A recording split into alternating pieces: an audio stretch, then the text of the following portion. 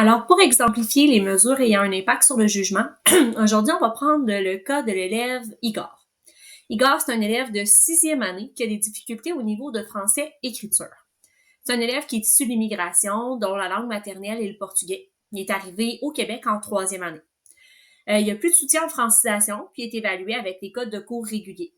Par contre, il a encore besoin de soutien pour développer son vocabulaire et ses idées. Tout ce qui est en lien avec la planification, c'est un obstacle réel pour Igor. Donc, logiquement, c'est un élève qui est à risque en français. Évidemment, Igor, c'est un élève fictif et l'image que vous avez là a été générée par l'intelligence artificielle dans Canva. Alors, Igor, on sait que c'est un élève qui a besoin de soutien pour parvenir à trouver puis à développer ses idées dans les diverses tâches d'écriture faites en classe. Si l'enseignant d'Igor le laisse aller, Igor va produire vraiment très peu de texte, quelques phrases seulement, où les idées qu'il va produire vont être très peu en lien avec le sujet. Alors, son enseignant, il veut le faire progresser. Alors, tout au long de l'étape, il se permet de l'accompagner. Il se permet d'avoir des mesures de flexibilité, d'adaptation, des questionnements très généraux. Il va offrir des différents modèles de plans, des banques d'idées générales. Il va amener Igor à enregistrer ses idées.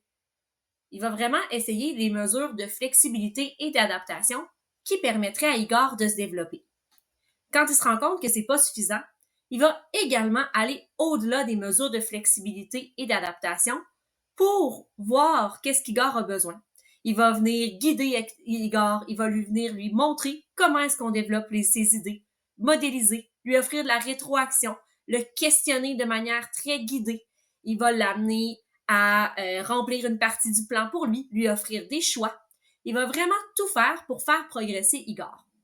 En aide à l'apprentissage, tout au long de l'étape, il n'y a pas de problème. L'objectif, c'est qu'Igor s'améliore, qu'il progresse. C'est génial.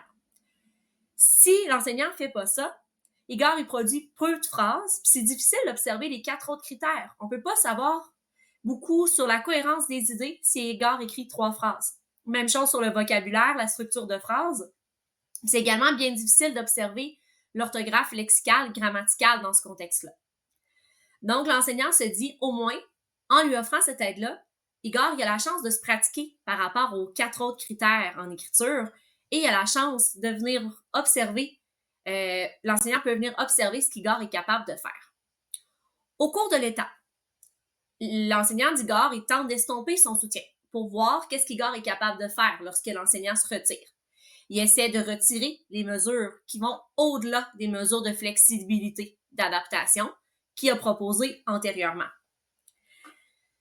Il essaie de lui offrir seulement des mesures de flexibilité, d'adaptation qui sont permises pour voir si Igor, si ça pourrait être suffisant pour répondre à son besoin.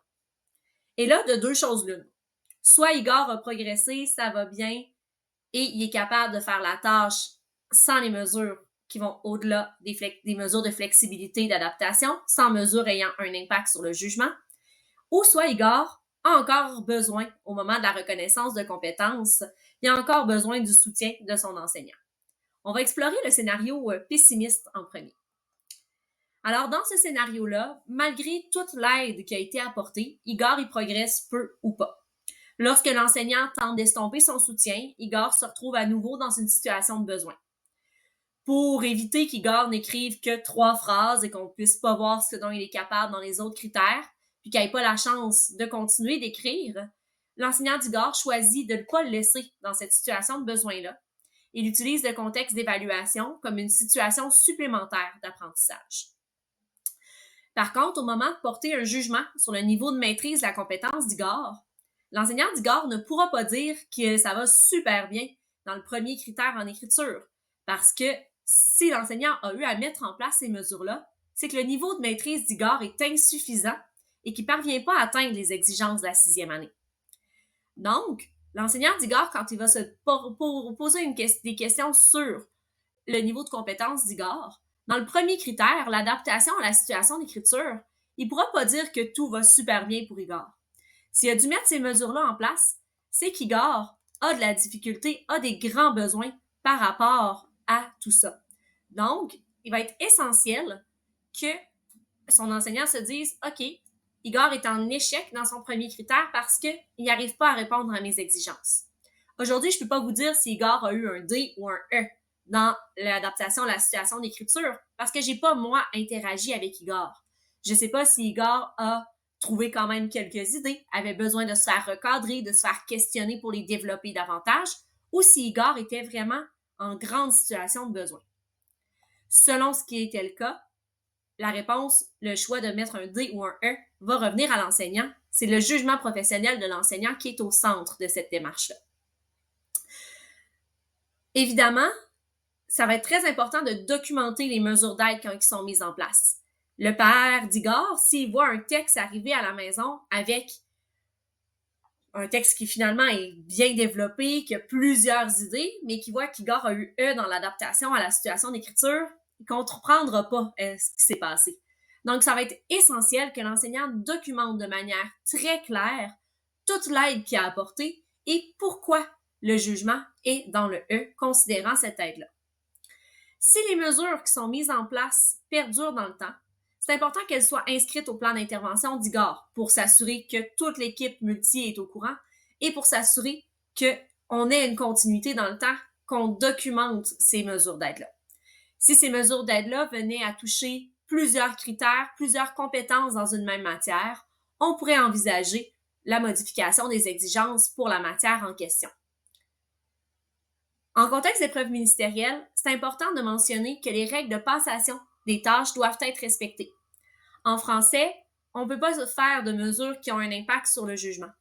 En mathématiques, on a une possibilité de venir soutenir l'élève et de le prendre en considération dans le jugement. Ça fait partie des guides d'administration. Ce qui est important de se rappeler, c'est qu'en contexte ministériel, le guide d'administration, c'est celui qui a un impact. C'est celui qui décide au final qu'est-ce qu'on peut faire comme mesure ou non. Maintenant, on va explorer le scénario B. Le scénario où Igor, il a progressé. Igor, à force de toute l'aide qu'on lui a apportée pendant l'étape, à force d'entendre son enseignant modéliser comment trouver des idées, Igor est rendu meilleur.